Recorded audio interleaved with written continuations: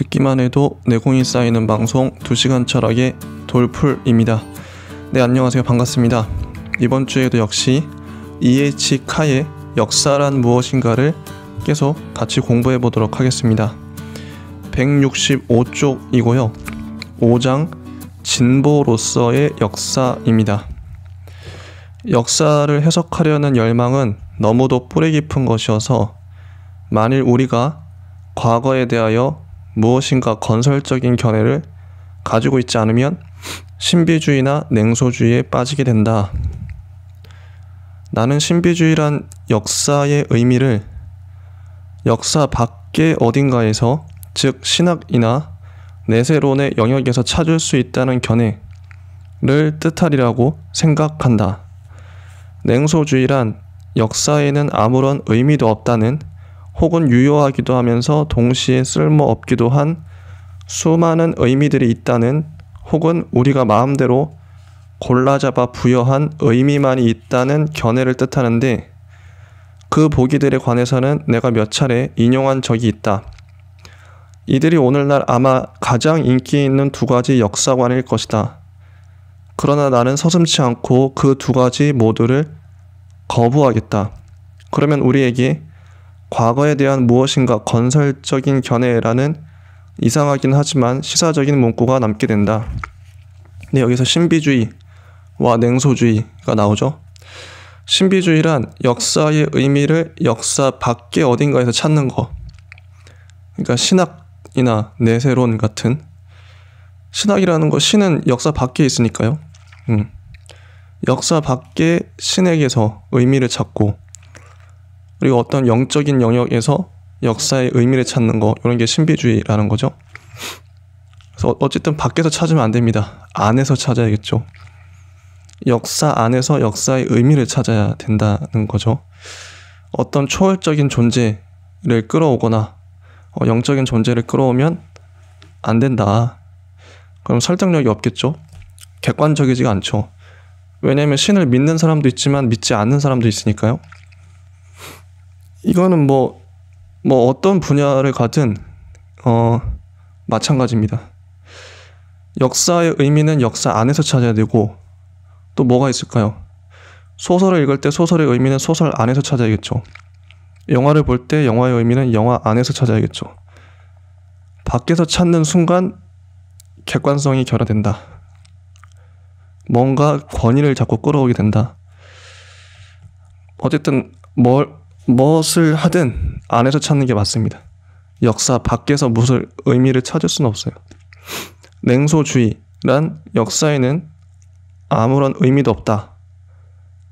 이런 사람도 있죠. 야, 인생 뭐 있냐? 인생 거까지 거 아무 의미도 없어. 그것도 맞는 말일 수 있습니다만, 그래가지고는 논의가 더 진전될 수가 없겠죠. 인생도 의미가 없고 역사도 의미가 없어. 그럼 그런 사람 앞에서 무슨 말을 더 할 수 있을까요? 의미 없는 채로 살아야겠죠? 말 그대로 무의미한 삶입니다. 그러면 삶이 허무해질 것 같아요. 그래서 이런 견해도 너무 얕다. 너무 짧은 생각이다. 역사에 어쨌든 의미가 있긴 있다. 냉소주의조차도, 그래서 이것도 냉소주의나 신비주의나 우리가 좀 조금만 생각해보면 붙들고 갈 견해는 못 됩니다. 아시아의 고대 문명과 마찬가지로 그리스와 로마의 고전 문명도 기본적으로는 비역사적이었다. 우리가 이미 살펴보았듯이 역사의 아버지인 헤로도토스에게는 후계자가 거의 없었다. 그리고 고전 고대의 저술가들은 대체로 과거나 미래에 대해서 별로 관심이 없었다. 투키디데스는 자기가 서술한 사건들이 발생하기 전까지는 중요한 일이라고는 없었다고 믿었으며, 또한 그 후에라도 중요한 일이라고는 일어날 것 같지 않다고 믿었다. 그렇다고 하네요. 보다 밝은 미래에 대한 시적인 전망은 과거의 황금시대로의 복귀에 대한 전망이라는 형태를 취했다. 이것은 역사 과정을 자연 과정과 동일시했던 일종의 순환론적 사고였다. 역사는 어딘가를 향해서 가고 있는 것이 아니었다. 당시에는 과거에 대한 감각이 없었기 때문에 미래에 대한 감각도 마찬가지로 없었다. 역사 과정이 지향하는 어떤 목표를 설정함으로써 완전히 새로운 요소, 목적론적 역사관을 도입한 것은 유대인들이었고 그 다음으로는 기독교도들이었다. 그리하여 역사는 의미와 목적을 가지게 되었지만 그 대신 세속적인 성격을 상실했다. 역사의 목적에 도달한다는 것은 자동적으로 역사의 종말을 의미할 것이다. 그리하여 역사 그 자체가 일종의 신정설이 되었다. 이것이 중세의 역사관이었다. 르네상스는 인간 중심의 세계와 이성이 우위라는 고전적 견해를 복원시켰지만 고전적인 비관적 미래관을 유대 기독교적 전통에서 유래하는 낙관적 미래관으로 대체시켰다. 일찍이 적대적이고 파괴적이었던 시간은 이제 우호적이고 창조적인 것으로 변했다. 흘러가는 시간과 함께 멸망하지 않는 것은 무엇인가 라는 호라티우스의 말과 진리는 시간의 딸이다 라는 베이컨의 말을 비교해보라. 근대적 역사 소설의 창시자인 계몽주의 시대의 합리주의자들은 유대 기독교적인 목적론적 견해를 견지했지만 그 목적은 세속화시켰다. 그렇게 함으로써 그들은 역사 과정 그 자체의 합리적 성격을 복원시킬 수 있었다. 역사는 지상에서 인간 세계의 완성이라는 목적을 향해서 진보하는 것으로 변했다. 가장 위대한 계몽주의 역사가인 기번은 그의 연구 주제의 성격에도 불구하고 그의 이른바 유쾌한 결론, 즉 세계의 모든 시대는 인류의 실질적 부와 행복과 지식을 그리고 어쩌면 덕성까지도 증대시켜 왔다는 것을 거리낌 없이 기록할 수 있었다. 진보의 신앙은 영국의 번영과 힘과 자신감이 최고조에 달했던 시기에 그 절정에 달했다. 그리고 영국의 작가들과 역사가들은 그 신앙의 가장 열렬한 숭배자들이었다. 액터는 내가 맨 처음 강연에서 인용한 케임브리지 근대사의 편찬 계획에 관한 1896년의 보고서에서 역사를 진보적인 학문이라고 불렀다. 그래서 그는 그 역사책 제1권의 서문에 우리는 인간 세계에서의 진보를 역사서술의 근거가 될 과학적인 가설로서 반드시 전제해야만 한다고 쓴 것이다. 진보를 서유럽의 문명을 활기차게 만들고 그것을 지배하는 이념이라고 서술했다. 러시아의 황제 니콜라이 1세는 진보라는 단어를 쓰지 말라는 명령을 내렸다고 한다. 오늘날 서유럽의 심지어는 미국의 철학자들과 역사가들은 뒤늦게나마 그에 동의하게 되었다. 진보라는 가설은 논박당했다. 서구의 쇠퇴라는 말은 너무 낯익은 문구가 되었기에 더 이상 인용 부호가 필요하지 않다. 버트란트 러셀은 대체로 오늘날의 세계에는 100년 전보다도 훨씬 적은 자유가 존재한다라고 말했습니다. 나로서는 그의 말이 터무니없이 그릇된 것이라고 생각할 수밖에 없다. 나는 A.J.P. 테일러 씨가 옥스퍼드 학자들의 생활을 들여다보고 때때로 우리에게 전해준 재미있는 일화들 중에 한 가지에 더 흥미를 느낀다. 그는 문명의 쇠퇴에 관한 지금의 모든 이야기는 그저 대학교 교수들이 옛날에는 하인을 부렸는데 이제는 직접 설거지를 한다는 것을 의미할 뿐이라고 말했다. 우리가 진보 시대에 살고 있는지 아니면 쇠퇴의 시대에 살고 있는지 문제에 대한 판단은 잠시 미루어 놓고 진보의 개념에는 무엇이 함축되어 있고 그 이면에는 어떠한 전제들이 놓여 있는지 그리고 그 전제들은 어느 정도까지 인정될 수 없는지 등을 좀 더 자세히 검토해 보도록 하자. 첫째로, 나는 진보와 진화에 관한 혼란스러운 생각부터 제거하고 싶다. 계몽주의 사상가들은 명백히 모순되는 두 개의 견해들을 취했다. 그들은 인간의 위치를 자연계 안에서 해명하려고 했었다. 역사의 법칙이란 것도 자연의 법칙과 동일시되었다. 다른 한편 그들은 진보를 믿었다. 그러나 자연을 진보하는 것으로 끊임없이 어떤 목적을 향해서 전진하는 것으로 받아들인 데에는 어떤 근거가 있었던가? 헤겔은 역사는 진보하는 것이고 자연은 진보하지 않는 것이라고 뚜렷이 구분하는 바람에 어려움에 봉착했다. 다윈의 혁명은 진화와 진보를 동일시함으로써 모든 혼란을 제거하는 것처럼 보였다. 자연도 역사와 마찬가지로 결국 진보하는 것이 되어버렸다. 그러나 이것은 진화의 원천인 생물학적 유전을 역사에서의 진보의 원천인 사회적 획득과 혼동함으로써 훨씬 더 심각한 오해에 이를 수 있는 길을 열어놓았다. 그 둘이 구별된다는 것은 익히 알려진 분명한 것이다. 유전에 의한 진화는 몇천 년 또는 몇백만 년을 단위로 하여 측정되어야만 한다. 역사가 쓰여지기 시작한 이래 인간에게 중요한 생물학적 변화는 일어나지 않았다고들 한다. 획득을 통한 진보는 세대를 단위로 하여 측정될 수 있다. 이성적인 존재로서의 인간의 본질은 과거 세대의 경험을 축적하여 자신의 잠재 능력을 발전시킨다는 데 있다. 5,000년 전의 조상보다 현대인의 두뇌가 더 크지도 않으며 타고난 사고 능력이 더 큰 것도 아니라고 한다. 그러나 현대인은 그동안의 여러 세대의 경험을 습득하여 그것을 자신의 경험에 합체시킴으로써 사고의 유효성을 몇 배나 증가시켜왔다. 생물학자들이 거부하고 있는 획득 형질의 전승이야말로 사회적 진보의 바로 그 기초인 것이다. 역사란 획득된 기술이 한 세대에서 다음 세대로 전승되는 것을 통하여 이루어지는 진보라고 할 수 있다. 다시 한번. 역사란 획득된 기술이 한 세대에서 다음 세대로 전승되는 것을 통하여 이루어지는 진보다 라고 하네요. 그리고 둘째로 우리는 진보에 일정한 출발점이나 종점이 있다고 생각할 필요가 없으며 그렇게 생각해서도 안 된다.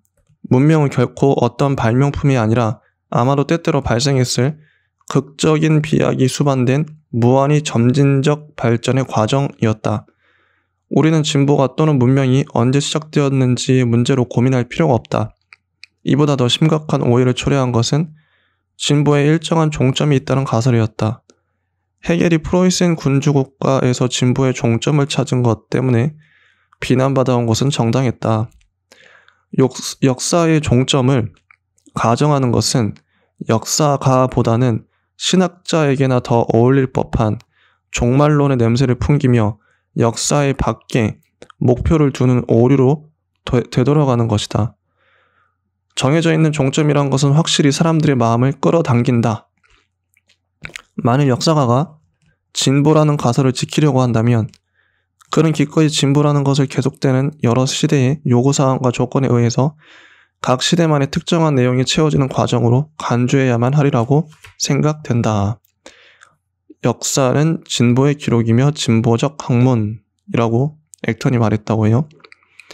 액턴은 사건의 경과로서의 역사를 자유를 향한 진보로 인식했고 이러한 사건의 기록으로서의 역사를 자유의 이해를 향한 진보로 인식했다. 그 두 과정은 나란히 진행되었다. 역사가의 경우에 진보의 목적은 이미 진화된 것일 수 없다. 그것은 여전히 한없이 먼 곳에 있는 어떤 것이다. 그리고 그것을 향한 지표는 우리가 전진해야만 시야에 들어오게 된다. 그렇다고 해서 그것의 중요성이 감소되는 것은 아니다.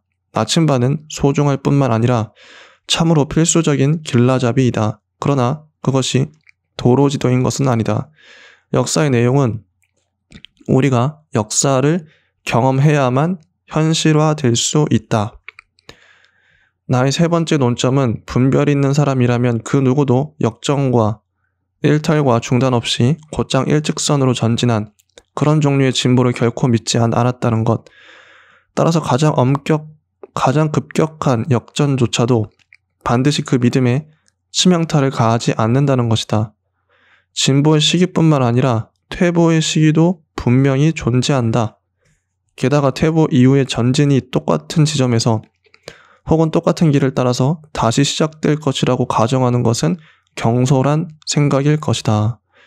우리가 역사에서 관찰할 수 있는 진보는 그 어떤 것이든 시간상으로나 지역적으로나 확실히 연속적이지 않다는 주목할 만한 사실을 시사해주고 있다.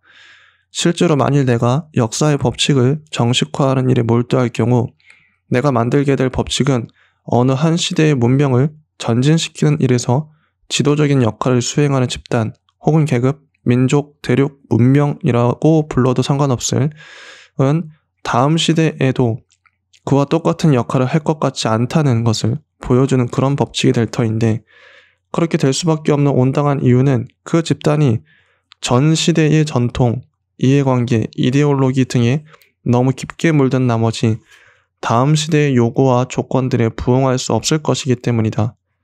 따라서 어느 한 집단에게는 쇠퇴의 시기로 여겨지는 것이 다른 집단에게는 새로운 전진의 시작으로 여겨질 수 있는 일은 얼마든지 있을 수 있다. 진보는 모든 사람에게 똑같고 동시적인 것을 의미하지 않으며 의미할 수도 없다. 그렇죠? 어떤 집단에게는 진보가 어떤 집단에게는 쇠퇴일 수도 있겠죠? 이런 걸 잘 파악하는 거. 그런 게 인사이트가 아닐까, 지혜가 아닐까 싶어요. 그럼 지금 이제 코로나 전국을 살아가는 이 우리들에게 어떤 집단에게는 이런 시기가 기회가 될 수도 있고 어떤 집단은 몰락이 될 수도 있겠죠? 자, 의미심장한 것은 요즘에 저 몰락의 예언자들 거의 모두가 다시 말해서 역사에서 아무런 의미도 찾지 못한 채 진보는 끝났다고 생각하는 저 회의주의자들 거의 모두가 몇 세대 동안 문명을 전진시키는 일에서 지도적이고 두드러진 역할을 의기양양하게 수행했던 바로 그 지역이나 사회 계급에 속해 있다는 사실이다. 과거에는 자기 집단이 담당했던 역할이 이제는 다른 집단에게 넘겨질 것이라는 이야기를 듣는다는 것은 그들에게는 불편한 일이다. 그들을 그렇게도 비열하게 농락한 역사가 의미 있거나 합리적인 과정일 수 없음은 분명하다. 과거에 지도적인 위에 상층부에 있던 사람들이 아래로 가게 되고, 그러니까 높아지고자 하는 자는 낮아지고 낮아지고자 하는 자는 높아지고, 이런 전환, 문명의 전환기죠. 자, 마지막으로 내가 다루게 되는 것은 역사적 행위의 측면에서 진보의 본질적 내용은 무엇인가 라는 문제이다. 진보나 반동이라는 말들은 아무리 수차게 잘못 사용되어 왔어도 공허한 개념들이 아니다 라고 말한 아이자이어 벌링경에 기꺼이 동의한다.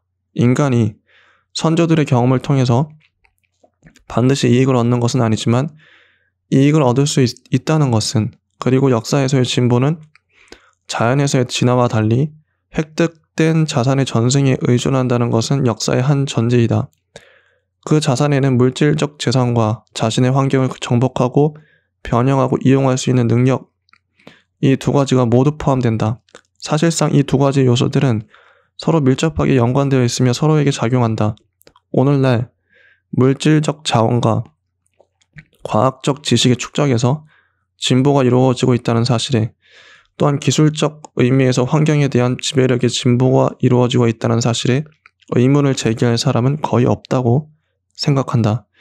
의문시되는 것은 20세기에 들어와서 우리의 사회 상태에서는 과연 어떠한 진보가 있었던가, 국내에 또는 국제적인 사회적 관계에 대한 우리의 지배력에서는 과연 어떠한 진보가 있었던가, 분명한 태보는 정말 없었던가 하는 점이다. 사회적 존재로서의 인간의 진화는 기술의 진보에 비해서 돌이킬 수 없을 만큼 뒤처져 버린 것은 아닐까. 이런 질문 아직도 유효하죠. 사회적 존재로서의 인간의 진화는 기술의 진보에 비해서 돌이킬 수 없을 만큼 뒤처져 버린 것은 아닐까.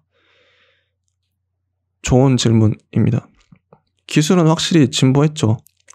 하지만 사회적 존재, 이건 관계적 역량이 우리가 발달했냐? 사람을 사람으로 만나고 있냐? 지금 인간관계가 점점 해체되고 있죠. 코로나 때문에도 다들 집에 있고,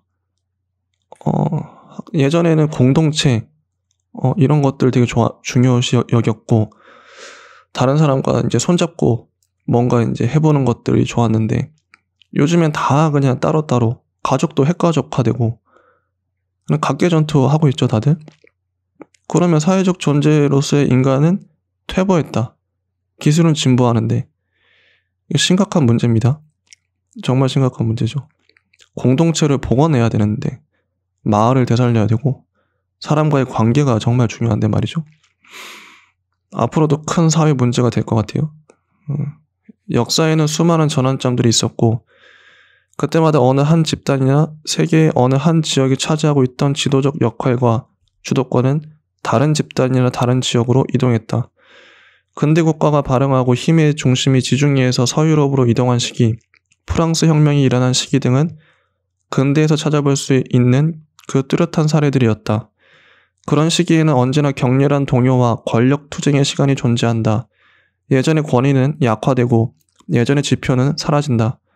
야망과 분노의 격렬한 충돌 속에서 새로운 질서가 등장한다.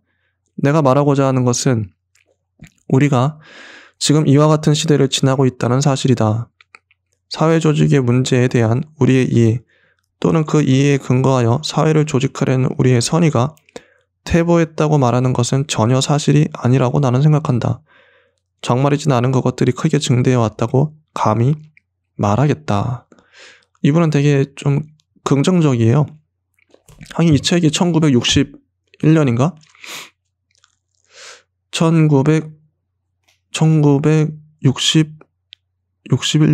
61년 맞네요.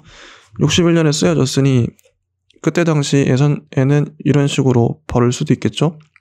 하지만 2021년에 역사를 쓴다면 과연 이렇게 긍정적으로 볼 수 있을까요? 모르겠네요.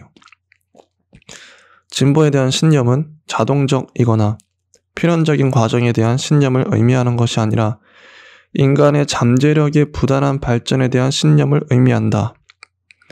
진보는 추상적인 용어이다.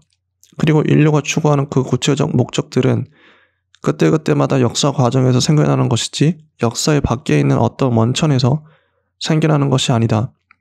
분명히 말하건대 나는 인간의 완전성이나 미래의 지상 천국을 믿지 않는다. 나는 우리가 그것을 향해 전진해야만 밝혀질 수 있고 획득하는 과정 속에서만 그 타당성이 입증될 수 있는 목표들을 향해서 나아가는 무한한 진보. 바꿔 말하면 우리가 상상할 수 있거나 상상할 필요가 있는 어떠한 한계에도 결코 굴복하지 않는 진보의 가능성에 찬성할 것이다. 그리고 얼마간이라도 그러한 진보의 개념이 없이 어떻게 사회가 생존할 수 있다는 것인지 나로서는 알 수가 없다. 모든 문명 사회는 아직 태어나지 않은 세대를 위해서 현존하고 있는 세대의 희생을 요구한다. 미래의 보다 나은 세계라는 명분으로 이러한 희생을 정당화하는 것은 신의 어떤 목적이라는 명분으로 그 희생을 정당화하는 것과는 상반되는 현실적 태도라고 할 수 있다. 베리의 말을 빌리면 후세에 대한 의무라는 원칙은 진보의 이념이 낳은 직접적인 결과이다. 미래 세대를 위해서 지금 세대가 희생해야 된다. 그런 거죠. 타당한 말입니다. 여기서 나는 역사에서의 객관성이라는 잘 알려진 어려운 문제를 맡게 된다. 이미 지난번 강연에서 나는 사회과학은 주체와 객체를 분리시키고 관찰자와 관찰 대상 사이에 엄격한 분리를 강요하는 인식론에는 따를 수 없다고 주장했다.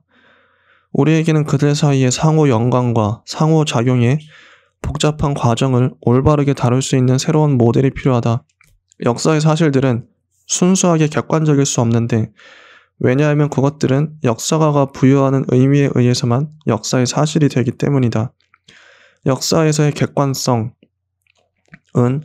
사실의 객관성일 수 없으며 오로지 관계의 객관성, 즉 사실과 해석 사이에 과거와 현재와 미래 사이에 관계의 객관성일 수 있을 뿐이다.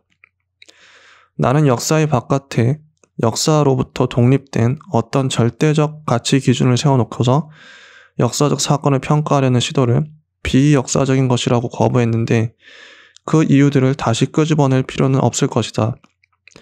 그러나 절대적 진리라는 개념 역시 역사의 세계에는 부적합한, 아마 과학의 세계에도 그러리라고 생각되지만 것이다.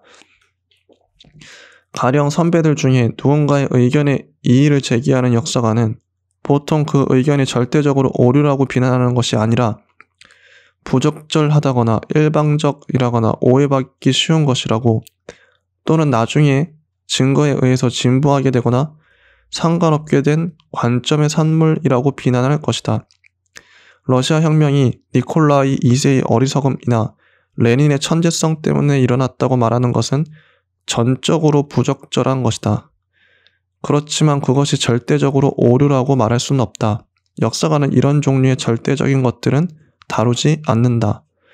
로빈슨의 죽음이라는 슬픈 사건으로 되돌아가 보자. 그 사건에 대한 우리의 조사의 객관성은 우리가 정확한 사실들을 입수하는 것에 달려 있었던 것이 아니라 우리가 관심을 가졌던 사실다운 사실들 혹은 중요한 사실들과 우리가 무시해도 괜찮았던 우연한 사실들을 구별하는 것에 달려 있었다. 우연한 사실들은 역사가 될 수 없죠. 사실다운 사실들. 역사가도 당면한 목적과의 연관 속에서만 그 기준을 찾아낼 수 있다. 그러나 그 목적은 필연적으로 발전의 도중에 있는 그런 목적이 되는데, 왜냐하면 과거에 대한 해석의 발전이 역사의 필수적 기능이기 때문이다.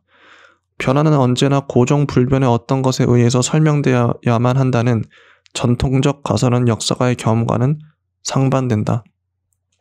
역사가에게 유일하게 절대적인 것은 변화이다. 자, 버터필드 교수가 이렇게 말했대요. 역사에게 유일하게 절대적인 것은 변화이다. 여전히 불완전하고 형성 과정 중에 있는 어떤 것, 우리가 전진하는 미래 속의 어떤 것, 우리가 전진할 때야만 형성되기 시작하는 어떤 것, 그리고 전진함에 따라 우리가 점차 과거에 대한 해석을 형성할 수 있도록 빛을 밝혀주는 어떤 것이다. 절대는 역사의 성격과 양립할 수 없다.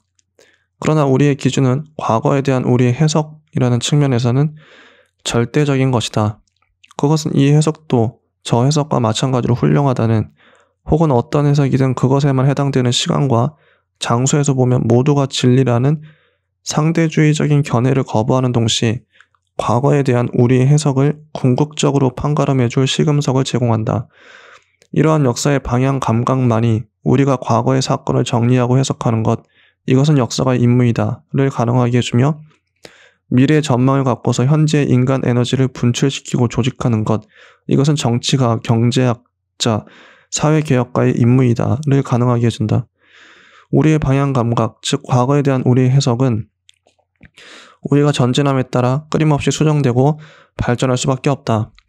헤겔은 그의 절대자에게 세계 정신이라는 신비한 형태의 외피를 입혔고, 역사의 과정을 미래 속에서 그려보는 것 대신 현재에서 멈추게 한 중대한 오류를 범했다. 그는 과거의 지속적 진화 과정을 인정했으나 그것과는 어울리지 않게도 미래의 그것은 거부했다. 마르크스는 미래의 모색을 거부한 헤겔의 입장을 어느 정도 공유했으며, 또한 대체로 자신의 학설을 과거의 역사에 굳게 뿌리박고 싶어 했지만, 그의 주제의 성격상 무계급 사회라는 그의 절대자를 미래 속에 그려내지 않을 수 없었다. 베리는 약간은 어색하게, 그러나 분명히 똑같은 의도에서 진보의 이념이란 과거에 대한 종합과 미래에 대한 예언을 포괄하는 이론이라고 말했다. 일부러 역설적으로 표현하려는 구절에서는 흔히 풍부한 사례들로서 설명하기 시작하는 네이미어는 바로 그렇게 표현하고 있는 어떤 구절에서 역사가들은 과거는 상상하고 미래는 기억한다고 말하고 있다. 다시, 역사가들은 과거는 상상하고 미래는 기억한다고 말하고 있다. 오직 미래만이 과거의 해석의 열쇠를 제공할 수 있다. 그리고 오직 이러한 의미에서만 우리는 역사에서의 궁극적 객관성을 이야기할 수 있다. 과거가 미래를 밝혀주고 미래가 과거를 밝혀주는 것, 바로 이렇게 하는 것이야말로 역사의 정당화인 동시에 역사의 설명이다. 재밌죠? 과거는 상상하고 미래는 기억한다. 오직 미래만이 과거의 해석의 열쇠를 제공한다. 미래는 아직 오지 않았는데 미래를 우리가 이제 규정할 수 있잖아요. 아, 내가 바라는 미래는 어떤 거야. 스웨덴의 그레타 툰베리라는 그 소녀가 있죠. 그분은 환경운동을 하시는데, 지금 이제 미국 대통령 한 대도 찾아가서 말하고 유엔 연설도 하셨죠. 그분이 하셨던 말이 How dare you 하면서 니들이 그러니까 어른들이 어찌 감히 우리 미래 세대, 우리 아이들의 미래를 망치느냐. 지금 환경 오염을 시켜가지고 어떻게 감히 우리가 앞으로 살아갈 이 지구, 이 땅을 니들이 어떻게 감히 망치냐. 이게 분노했던 거죠. 정당한 분노라고 생각해요. 개인의 맥락에서 뿐만 아니라 그레타 툰베리는 앞으로 이 지구에서 살게 될 그 수많은 사람들, 인류를 다 고려했던 거죠. 진짜 예수님적인 마인드라고 생각해요. 성인 같은 마인드. 다 이기적으로 사는 시대에 미래의 지구까지 생각했던 거예요. 그 사람은. 어쨌든 그 미래에 대한 그런 관점, 그 관점이 있기 때문에 그런 관점을 갖고 역사, 과거도 현재도 다 해석할 수 있겠죠. 미래를 어떻게 내가 바라보는가, 그런 관점이 정말 중요합니다. 자, 185쪽. 우리가 어느 역사가를 객관적이라고 칭찬하는 것은 혹은 이 역사가는 저 역사가보다 객관적이라고 말하는 것은 어떤 의미에서일까? 궁금하죠? 그것은 단순히 그가 그의 사실을 올바르게 입수한다는 뜻이라기보다는 그가 올바른 사실을 선택한다는, 달리 말하자면 그가 중요성에 관한 올바른 기준을 적용한다는 뜻임이 분명하다. 올바른 사실을 선택한다. 중요성에 관한 올바른 기준을 적용한다. 이게 객관적이다. 자, 우리가 어떤 역사가를 객관적이라고 말할 때에는 두 가지 의미가 있다고 생각한다. 첫째, 그 역사가에게는 사회와 역사 속에서의 자신의 위치로 인해서 제한되어 있는 시야를 넘어설 수 있는 능력, 이러한 능력은 내가 지난번 강연에서 말했듯이 자신이 그 위치에 어느 정도까지 묶여 있는가를 인식할 수 있는, 다시 말하자면 완전한 객관성이란 불가능하다는 것을 인식할 수 있는 그의 능력에 얼마간 좌우된다. 이 있다는 것을 의미한다. 이렇게 나와요. 나의 위치. 이거 정말 중요합니다. 저는 이제 대한민국에서 태어났죠. 한국 사람이죠. 한국의 공교육을 받았습니다. 한국에 제가 배웠던 교과서들, 선생님한테 들었던 말들, 학창시절에 아이들 사이에서 이렇게 무의식적으로 내가 얻게 된 관념들, 그리고 가정에서 부모로부터 전수받은 이데올로기, 그런 거에 난 다 얽매여 있어요. 누구든 그렇겠죠. 그게 뭐 미국 사람이든 뭐 아프리카 사람이든 다 그 각각의 사회의 한계의 자리가 발묶여 있는 거죠. 그리고 시대적 한계도 있습니다. 이런 것들을 정확하게 인식하는 사람이 객관적일 수 있겠죠. 나의 한계는 어디까지인가? 내가 지금까지 어디에 묶여왔나? 그런 걸 파악하기 위해서 철학 공부를 하는 거예요.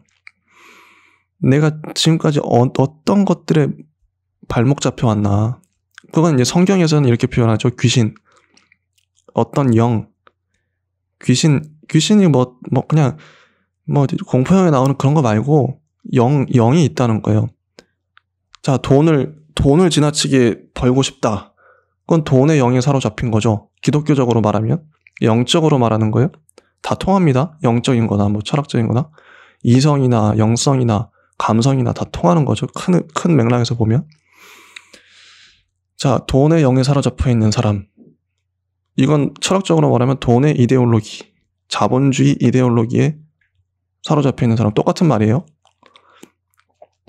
혹은 성적인 거. 성적인 거에 어떻게 보면 성적인 영, 귀신에 사로잡혀 있는 사람도 많이 있죠. 그런 이데올로기, 그런 것들을 다 파악할 수 있어야 된다는 거죠. 가부장제 이데올로기, 특히 남성들이 많이 묶여있는. 그래야 객관성을 확보할 수 있다는 거죠. 그래서 내가 뭐에 사로잡혀 있는가, 어떤 영들에 사로잡혀 있는가, 이걸 파악하는 게 정말 중요하죠. 사람들이.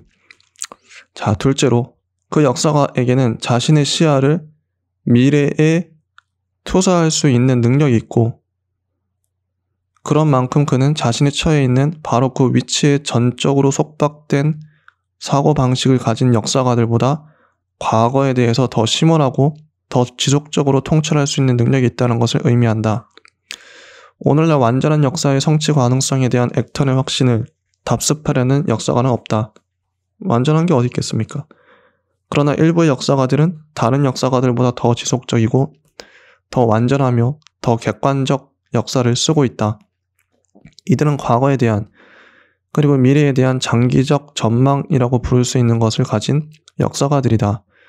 과거를 다루는 역사가는 미래의 이해에 다가설 때에만 객관성에 접근할 수 있다. 다시 한번. 과거를 다루는 역사가는 미래의 이해에 다가설 때에만 객관성에 접근할 수 있다. 미래를 어떻게 이해하는가? 자, 지금 시대의 미래의 모습은 확실히 우울하죠. 파멸이 닥칠 것 같습니다. 코로나 때문에도 더 그렇고요. 환경 오염도 심각하고요. 저는 조만간 제3차 대전이 일어날 것 같기도 해요. 그냥 단지 예감이 아니라 돌아가는 모습을 보면 그럴 것 같아요. 그럼 이런 시대에 미래를 어떻게 바라보는가에 따라서 지금의 역사를 바라보는 관점이 달라지겠죠. 어떻게 우리가 대비할 것인지. 참 어렵네요. 자, 내가 지난번 강연에서 역사를 과거와 현재의 대화라고 이야기했을 때 나는 오히려 역사란 과거의 사건들과 서서히 등장하고 있는 미래의 목적들 사이의 대화라고 말했어야 했을 것이다. 역사란 과거의 사건들과 서서히 등장하고 있는 미래의 목적들 사이의 대화. 미래의 목적들.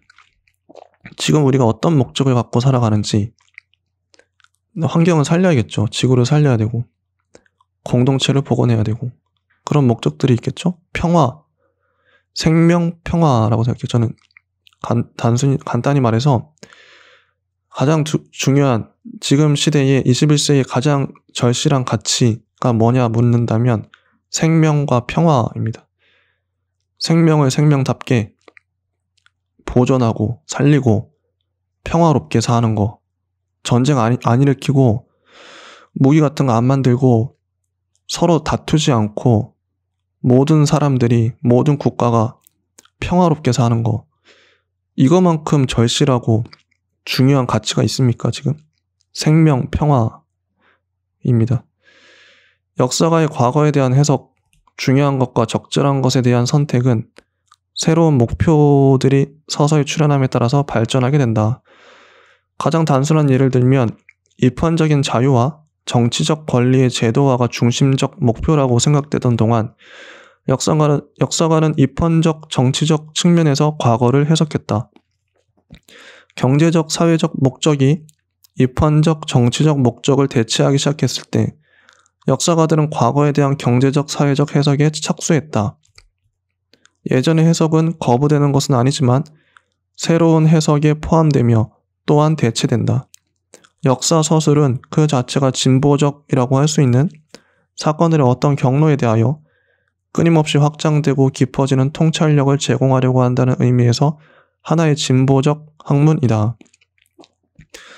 그래서 지금 필요한 관점은 생명과 평화라고 생각해요. 생명과 평화의 관점에서 역사를 재해석해야 된다. 재서술해야 된다. 자, 괴테는 생애의 마지막 무렵 어느 대화에서 고르디우스의 매듭을 약간은 거칠게 끊어버렸다. 시대가 쇠퇴하고 있을 때 모든 경향은 주관적이다. 그러나 반대로 여러 가지 일들이 새로운 시대를 위해서 무르익어 가고 있을 때 모든 경향은 객관적이다. 누구든 역사의 미래나 사회의 미래를 믿어야 할 의무는 없다. 우리의 사회는 파괴될 수도 있고 점차로 쇠퇴한 끝에 멸망할 수도 있으며 또한 역사는 신학으로, 즉 인간의 성취에 관한 연구가 아닌 신의 목적에 관한 연구로, 아니면 문학으로 즉 목적도 중요성도 없는 꾸며낸 이야기와 전설을 들려주는 것으로 전락할 수도 있다. 그러나 이런 것이 우리가 지난 200년 동안 깨달아온 그런 의미의 역사일 수는 없을 것이다. 지난 200년 동안 대부분의 역사가들은 역사가 움직여가고 있는 어떤 방향을 가정해 왔을 뿐만 아니라 의식적으로든 무의식적으로든 그 방향이 전체적으로 올바른 방향이라고, 즉 인류는 보다 나쁜 상태에서 보다 좋은 상태로, 보다 저급한 상태에서 보다 고급한 상태로 전진하고 있다고 믿어왔다. 역사가는 그 방향을 인식했을 뿐만 아니라 그것을 승인했다. 역사가는 역사가 움직여가는 과정에 대한 의식뿐만 아니라 그 과정에 자신이 도덕적으로 참여해야 한다는 의식도 중요성의 기준으로 삼아서 과거에 대한 연구에 적용했다. 이른바 존재와 당위 사이에, 사실과 가치 사이에 이분법이 해소된 것이다. 미래에 대한 확신이 압도했던 시대의 산물인 낙관론은 이런 것이었다. 실제 그랬죠? 그 세계대전이 일어나기 직전까지만 해도. 그것에 대한 반동은 오늘날의 불안스럽고 비관주의적인 분위기와 함께 도래했으며, 그 분위기는 역사의 밖에서 역사의 의미를 찾는 신학자들에게, 그리고 역사에서 어떠한 의미도 발견하지 않는 회의주의자들에게 마음껏 활동할 수 있는 무대를 마련해 주었다. 존재와 당위의 이분법은 절대적이며 해소될 수 없다는 것이, 가치는 사실에서 도출될 수 없다는 것이 사방에서 엄청나게 강조되고 있다. 이는 길을 잘못 든 것이라고 생각된다. 기버는 무하마드의 신도들이 아직도 동양세계의 시민적 주권과 종교적 주권을 장악하고 있기 때문에 자신의 역사 서술에서 이슬람의 승리에 많은 지면을 할애한 것은 당연하다고 주장한다. 계속해서 그는 그러나 7세기와 12세기 사이에 스키타의 평원에서 내려온 야만인 무리들에 대해서는 그와 똑같은 힘을 기울여 서술할 가치는 없을 것이라고 하면서, 그 이유는 비잔틴 황제의 권위가 그들의 난폭한 공격을 물리치고 살아남았기 때문이라고 말했다. 이러한 설명이 이치에 맞지 않는 것으로는 생각되지 않는다. 역사는 대체로 사람들이 한 일의 기록이지 하지 못한 일의 기록은 아니다. 그러한 한에서 역사는 불가피하게 일종의 성공담이라고 할 수 있다. 토니 교수는 역사가들은 승리한 세력은 눈에 띄는 곳으로 끌어내고 그들이 집어삼킨 세력은 보이지 않는 곳으로 밀어 넣음으로써 현존하는 질서에 불가피성이라는 외관을 부여한다고 언급하고 있다. 그러나 이것은 어떤 의미에서는 역사가의 작업의 본질이 아닐까. 역사가는 반대 세력을 과소평가해서는 안 된다. 또한 아슬아슬한 승리를 일방적 승리로 표현했어도 안 된다. 때때로 패배자는 승리자 못지않게 궁극적 결과에 크게 공헌해왔다.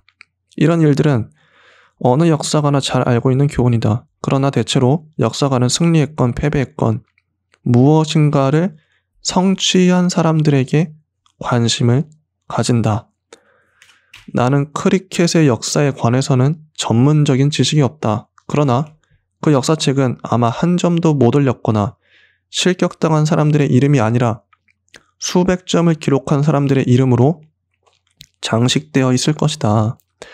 역사에서는 오직 국가를 형성하는 사람들만이 우리의 주목을 끌 수 있다고 한 헤겔의 유명한 말은 한 가지 형태의 사회 조직에만 배타적인 가치를 부여함으로써 해롭게 짝이 없는 국가 숭배의 길을 열어주었다고 마땅히 비판을 받아왔다. 그러나 원칙적으로 볼 때 헤겔이 말하고자 하는 것은 올바른 것으로서 그것은 역사 이전과 역사의 낯익은 구분을 표현하는 말이다. 상당한 정도까지 사회를 조직화하는 데 성공한 사람들만이 원시적인 야만인을 벗어나서 역사 안으로 들어간다는 말이다. 그렇죠? 역사는 성공한 사람의 역사, 무엇인가를 성취한 사람의 역사죠. 그래야 역사에 기록할 만한 가치가 있겠죠. 지금 축구를 보세요. 축구를 보면 마라도나 펠레, 유명한 호나우두나 지금 어떤 그런 잘하는 사람들이 역사에 당연히 남죠. 근데 축구에서 뭐 한 점도 못 넣었어. 스트라이커가. 그런 스트라이커가 수만 명이 있겠죠. 그런 사람들까지 일일이 다 기록할 가치가 그럴 필요가 있을까요? 당연히 이제 점수가 나오죠.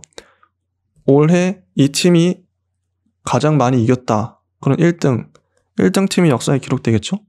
가장 많이 골을 넣었다. 그 선수가 역사에 기록되겠죠, 당연히. 뭐 축구뿐만 아니라 모든 게 다 그렇겠죠? 어느 분야든. 자, 비스마르크는 오스트리아의 요제프 2세, 로베스피에르, 레닌, 히틀러처럼 자신의 적극적 목적을 실현시키지 못한 인물보다 더 낫다고 주장했다. 아이자이어 경은 비스마르크는 자신이 하고 있는 일의 내용을 이해했다고 말한다. 다른 인물들은 실천 불가능한 추상적 이론들에 끌려다녔다는 것이다. 여기에서의 교훈은 실패는 보편 타당성을 요구하는 어떤 체계적 방식이나 원리에 치우쳐서 가장 효율적인 것을 하지 않으려고 한 데에서 비롯된 것이라는 것이다. 다시 말하여 역사에서의 판단의 기준은 어떤 보편 타당성을 요구하는 원리가 아니라 가장 효율적인 것이라는 말이다. 이렇다고 하네요. 보편 타당을 요구하는 원리가 아니라 가장 효율적인 게 역사의 판단 기준이다. 자, 도덕적으로나 이론적으로나 바람직한 것뿐만 아니라 현실 세계에 존재하고 있는 세력까지도 고려하는 것, 그리고 아마 부분적일 것임에 틀림없이 당면한 목적의 실현을 위해서 그 세력을 지도하고 조종할 수 있는 방법까지도 고려하는 것이 정치인의 직무라고 할 수 있다. 우리의 역사 해석에 비추어서 내려지는 우리의 정치적 결정의 근원에는 이런 식의 타협이 존재한다. 그러나 우리의 역사 해석의 근원에도 방금 말한 타협이 존재한다. 바람직한 것이라는 무언가 가상적인 추상적 기준을 설정해놓고 그것에 비추어 과거를 비난하는 것보다 더 근본적 오류는 없다.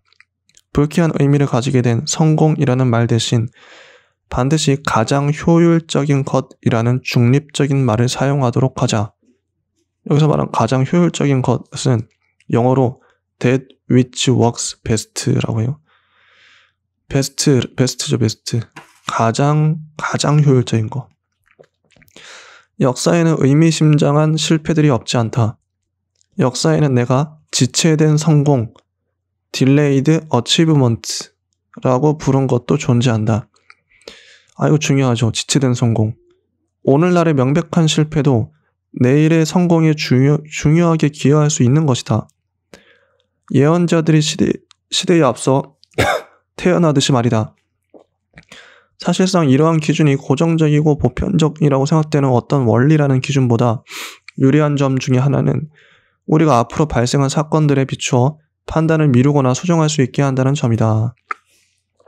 지체된 성공 정말 중요하죠. 역사를 보는 데 있어서.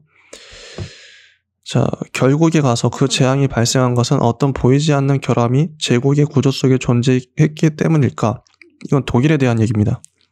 아니면 이미 그 제국은 그 재앙을 발생시킨 내적인 조건들 중에 어떤 것에 의해서 독선적이고 공격적인 제국이 되도록 예정되어 있었기 때문일까?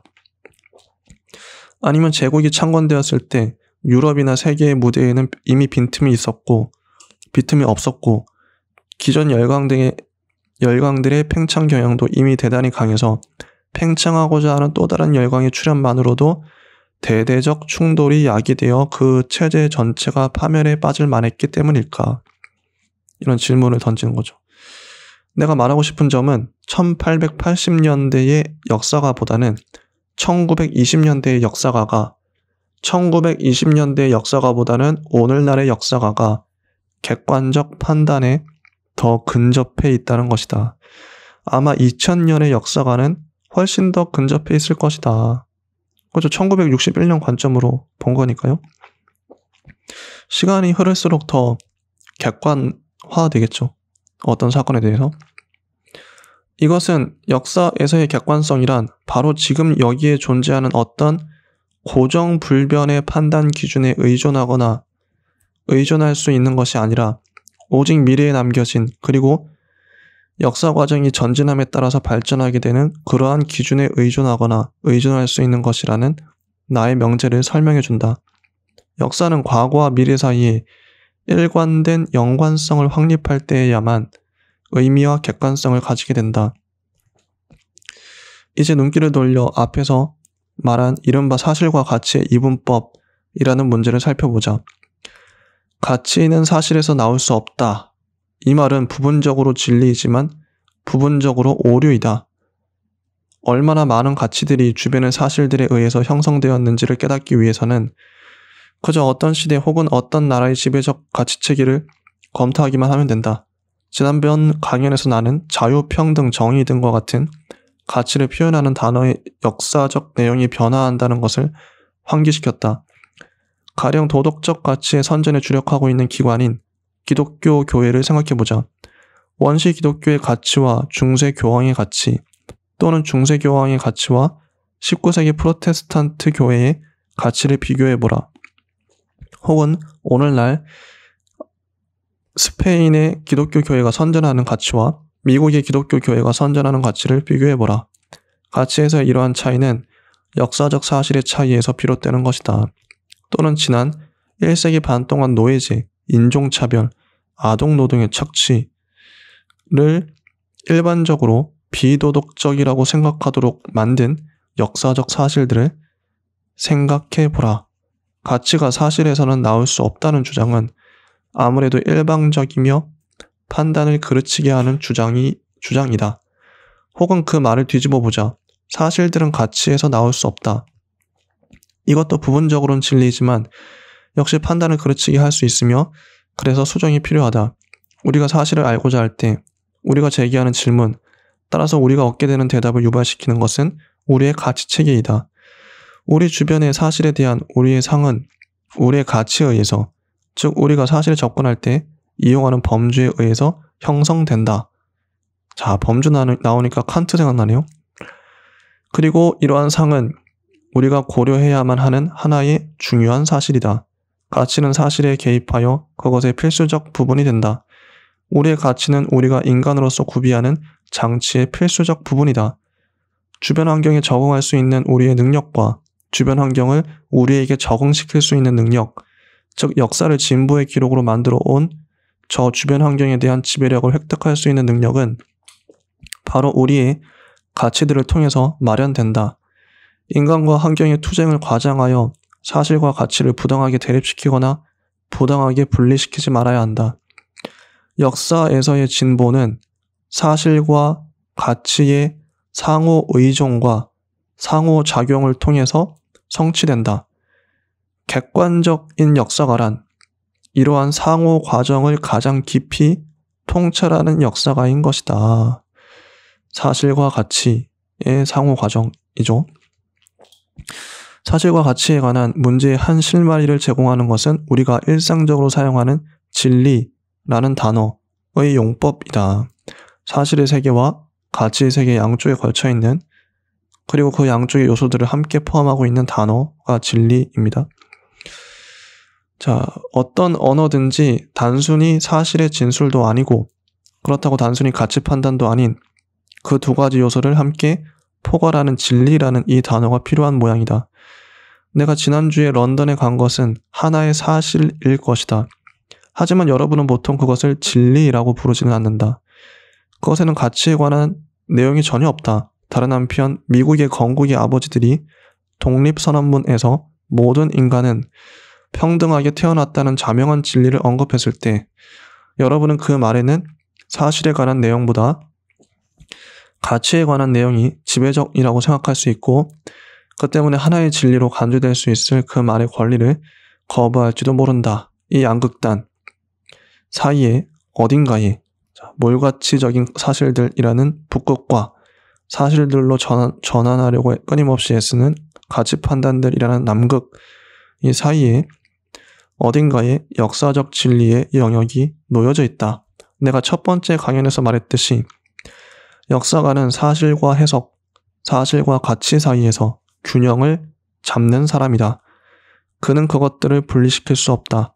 여러분은 정적인 세계에서라면 어쩔 수 없이 사실과 가치의 구별을 선언할 수도 있을 것이다. 그러나 역사는 정적인 세계에서는 무의미하다. 역사는 그 본질상 변화이며 운동이며 혹은 진보이다. 변하고 운동이며 진보다. 그러므로 결론적으로 나는 진보를 역사 서술의 기초가 되어야 할 과학적 가설이라고 본 액턴의 설명으로 다시 돌아가게 된다. 원하기만 한다면 여러분은 과거의 의미를 어떤 역사 외적이고 초이성적 힘에 예속시킴으로써 역사를 신학으로 바꿔버릴 수 있다. 원하기만 한다면 여러분은 역사를 문학으로 바꿔버릴 수도 있다. 그 이름에 걸맞는 역사는 역사 그 자체 안에서 방향 감각을 찾아내어 그것을 받아들이는 사람들만이 쓸 수 있다. 우리가 어딘가로부터 왔다는 믿음은 우리가 어딘가로 가고 있다는 믿음과 밀접히 연관되어 있다. 미래의 진보 능력에 대한 믿음을 상실한 사회는 과거의 진보에 대한 관심도 이내 포기할 것이다. 내가 첫 번째 강연의 첫머리에서 말한 것처럼 우리의 역사관은 우리의 사회관을 반영한다. 네, 여기까지가 5장이었습니다. 5장은 진보로서의 역사에 대한 이에치카의 견해였어요. 이에치카는 그냥 진보를 믿는 사람인 거죠. 역사에서의 진보하는 인류를 믿었던 어떻게 보면 되게 좀 뭐랄까 긍정적인 분이에요. 지금은 어떨까요? 역사의 진보를 믿기가 어려운 시대이죠. 뭔가 인류가 타락할 것 같고 무너질 것 같고 지구 멸망할 것 같고 진보보다는 멸망을 걱정해야 되는 그런 시대가 아닌가. 그럼에도 진보적인 마음을 품는 건 맞는 것 같아요. 희망이죠, 희망. 아니 희망 없이 인류가 실제 100년 후에 진짜 망한다 그럴지라도 지구가 진짜 망한다 그럴지라도 희망을 갖고 살아가는 것과 희망 없이 계속 불평불만하고 불안해하면서 사는 건 다르잖아요. 인간은 희망을 품고 그 진보라는 그 관념을 믿고 살아가야 되는 존재. 그래야만 건강하게 살 수 있는 존재라고 생각해요. 저도 그래서 그런 의미에서 진보주의자입니다. 희망주의자라고 생각해도 되죠. 희망을 믿습니다. 희망 없이 인간이 어떻게 사나요? 네, 어쨌든 오늘 결론은 그렇고요. 다음에 드디어 마지막 6장을 나가도록 하겠습니다. 네, 감사합니다.